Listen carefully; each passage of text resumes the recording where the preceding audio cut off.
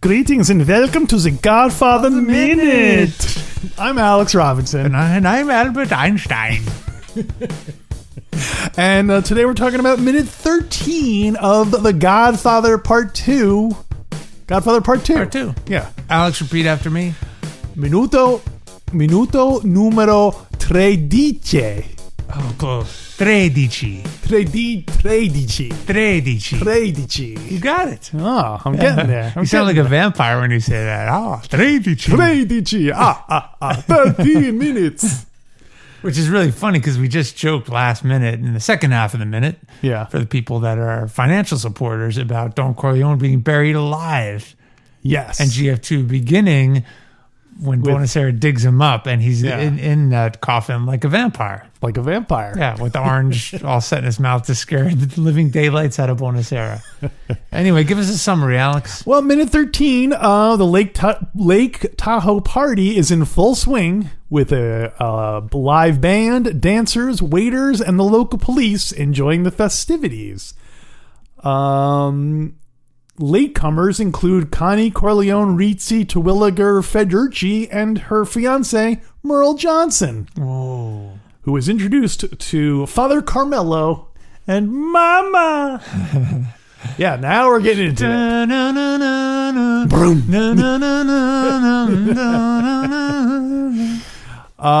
Great. It's a fun minute. It is. Yeah, because now we're getting into the real, we probably have more dialogue in this 1 minute than we've had into the entire movie at this point, at least in English. Yeah. Fun minute. In the very beginning, you see the end of the first communion ceremony. Yes. The religious ceremony. Yes. Let me start with that, Alex. Did you notice the very last shot of that scene? No. Anthony looks over his shoulder. Uh-huh. Just stares over his shoulder, and then it cuts to the party. Yeah, I never noticed. Which shoulder does he look over? His left. Interesting. Yeah, and it's just such an odd thing to show when you don't see what he's looking at or what brought his attention that way. Yeah. And I never realized it before. Oh, we didn't mention it last week, but I liked how Coppola, when we cut from Vito on Ellis Island, and then you see Anthony, they're like superimposed over one another. I like that. We didn't mention that shot. Yeah, but, ring theory. Yeah. So what do you think? I don't know. It just got me wondering, like, wow, what an interesting cinematic decision for Coppola to make. Yeah. And does it mean something? Who is he looking at? Who's Old Brown Shoe? That's what we used to ask when we'd hear the Beatles song Old Brown Shoe. But it made me wonder, is it symbolic of him as a Corleone now that he's a quote man, right? Isn't that what First Communion represents? Not quite, Not necessarily. But definitely a landmark towards. Yeah. So does he now? Does he have to look over his shoulder the rest of his life? Women and children like can be careless, but not adults. Yeah. And if you think about it, also it's funny that Vito Corleone's saying that when as a child he clearly had things to worry about. Yeah. Or had cares, I guess, technically. Yeah. So again, he's looking back to the past. Yeah. For lessons about the future. Yeah. Who can say? And the left is traditionally seen as the evil side of things. Is it really? It is. Huh. The word sinister actually means left-handed. Does it really? It does. Huh. Because in olden times, being left-handed that's why people would be forced to write with the right hand, even though they were naturally lefty. I'm going to ask you a question. You're going to have to answer it next time. Sorry. Yes. Why are some people lefties and righty and some people righties? Because some people are evil and some people are good. No, I think it's just the way people are wired. A smaller percentage of people, they're, But I want to know. I mean, those don't take this the wrong way. It's a very vague answer. Like Yes. you're pretty much saying people are different. Like, what do you mean they're wired differently? Like, I'll try to. I mean, sides the of the same way brain or you have a something? dominant eye, you have a dominant leg. but why? What in your chemistry or physiology You know leads what? to that? You asked, I'll answer. Awesome. Sorry to give you homework. It's all right. It's all right. I know you're working hard on that song, so Yeah, that's true. I am. Yeah. Dun, dun, dun, dun, dun, dun, dun. Well, speaking of music, I like the fact that this, along with Ring Theory, this parallels the wedding of Connie and Carlo. Yeah. But the situation could not be more different. Mm-hmm. We have like it's a huge party. Mm-hmm. Yeah. We have a bandstand built and the professional dancers contrasting with the family that where we had Tessio dancing with the girl on his shoes, and like it was a much more intimate thing. Yeah. And of course the police. Big scene in the original movie where Sonny gets into a scuffle with the cops, but here they're bringing the cops drinks, Yeah. champagne cocktails. Yeah. Yeah. So, yeah, Very different scene. Very different. I love the professional dancers. It's such a weird. Is that just a thing that people used to do when having parties, like nice parties? They would hire professional dancers. I wonder if it still happens at big fancy parties. Oh, I guess it's like you and I don't go to big fancy parties. not that we don't have that head for big deals, but it does make me want to hire a professional dancer for a party. But like, how many people would you have to have there for it to be worth having a professional dancer? Yeah, yeah. Especially when you can save that money, bank that money, or use it to buy more beer. So I got See, it. if you're in that mindset, then I could see why you're not at parties where they have professional dancers. I'm drinking more at these fancy parties. It's good for you, Pop. So I have something really funny to confess. Every time I watch this movie and it cuts from the first communion scene to this Tahoe party, it shows the bandstand and that professional dancing couple tango dancers. Yeah. But it's from a distance, so you see them, but you can't see them up close.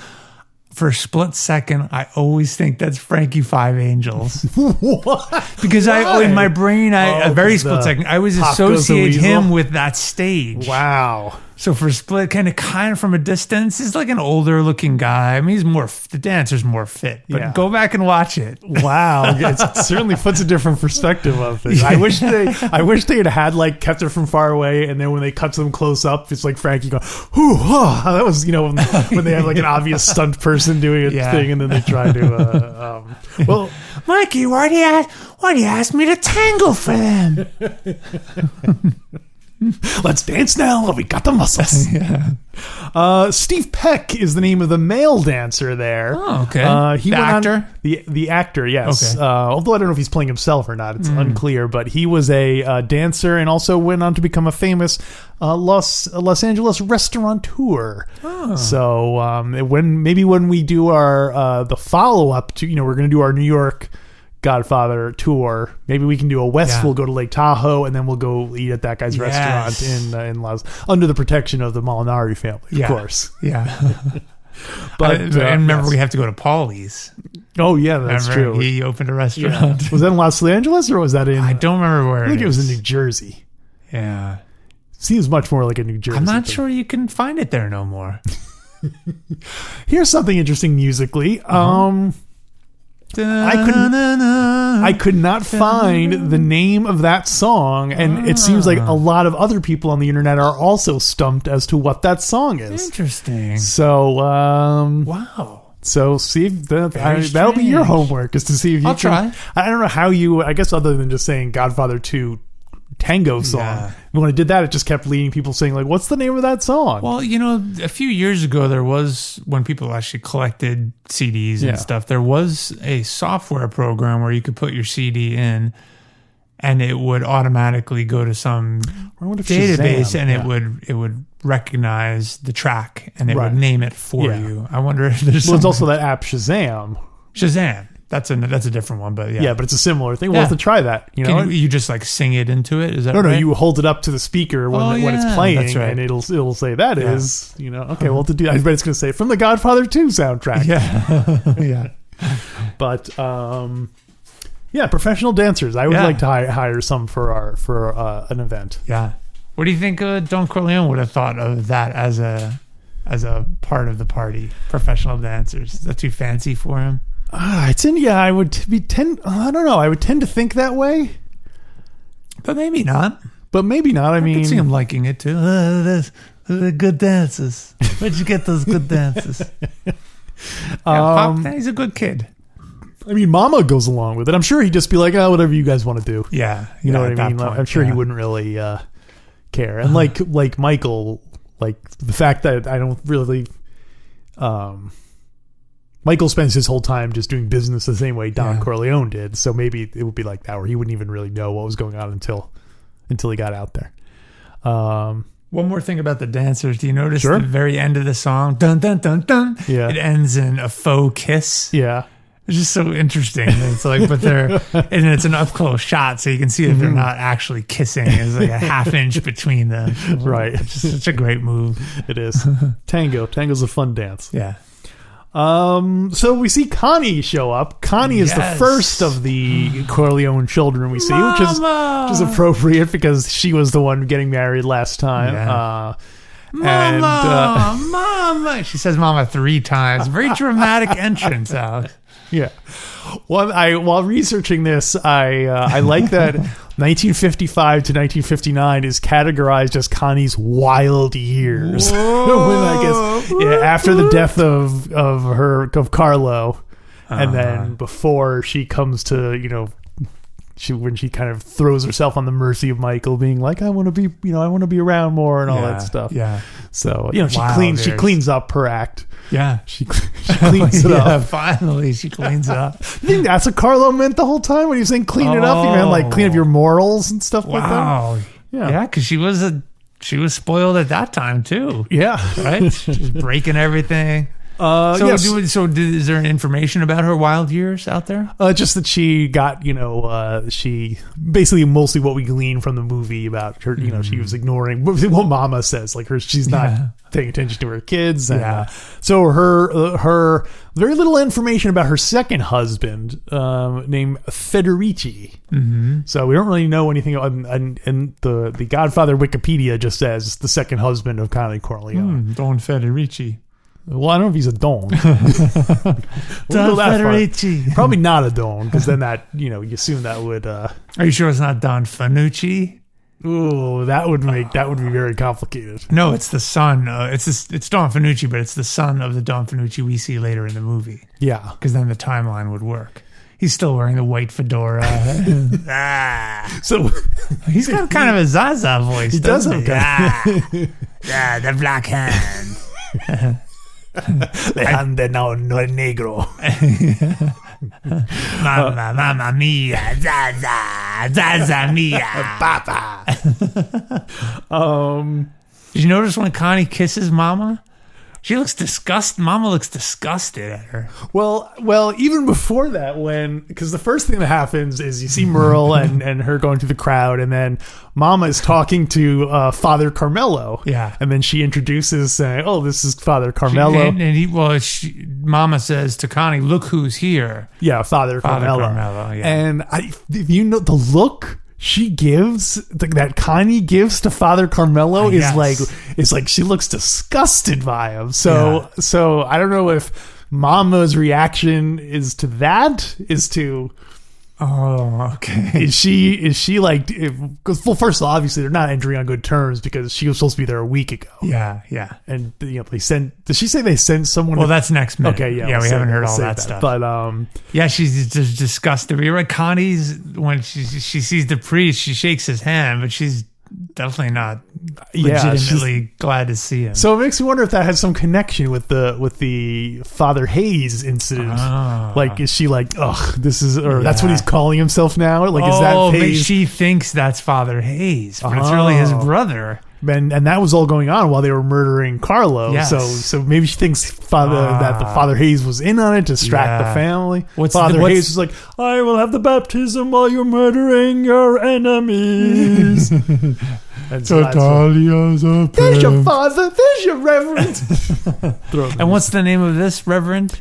This is Father Carmelo. Father Carmelo. Yeah, that's Father right. Hayes. Father Carmelo must get that all the time. Like, no, I'm not my brother. That's Purple. That's Father Purple Hayes. That was Ronaldo Purple Hayes. And he doesn't have any lines either. Father Carmelo just walks away. So, well, except for the Latin last minute. Yeah, but I'm saying, I wanted to hear him talk in a normal voice to see if he always talked like that or if he was, but we don't get to see it. So, but what a dramatic entrance, right? Yeah, totally. She's just mama, like rattling her jewelry, making a big commotion. I think that's why Mama just looks. And then when she kisses her, she's just like disgusted by the whole show. Well, I also wonder, is she supposed to smell like booze or something? Like, probably. Like her breath smells like alcohol or cigarettes or something like that. Or so. Well, then the big introduction. Our old friend Merle. Merle the Pearl. Merle, was it Johnson? Merle Johnson. Merle with an E at the end. Yes. Johnson. Merle. He was Johnson. That'd be great when Michael does homework later. He's like, I did some research about your fiance. Because he wanted to find out about how he made his money and who he is. Yeah. Do you know that he was born without that second he? He added it just to sound fancy. The ink on your divorce isn't dry. He's doing like a reverse quote. That would be funny if he was all like, "So Merle," like he did it like the way that the senator does it with him later on. And then Merle says to Michael, I don't even remember Merle's voice. We haven't heard him talk yet. He's going, "Hello, Mama." Yeah. "Hello, Mama." Well, he's Elvis now. "Hello, Mama." So when Michael confronts Merle later and he says, "So Merle, how are you going to support my sister?" He's like, well, Michael, never think that fanciness applies to my family. He uses the same. You're not treating me with any respect. I get no respect. Hey, my wife. I mean, my soon-to-be wife. I tell her to be in Reno on Thursday. She comes 9 days later. My wife. We'll save it for next week. The airport part. Oh my gosh, that would be so funny if we got Rodney Dangerfield to play the role of Merle. In the Broadway version.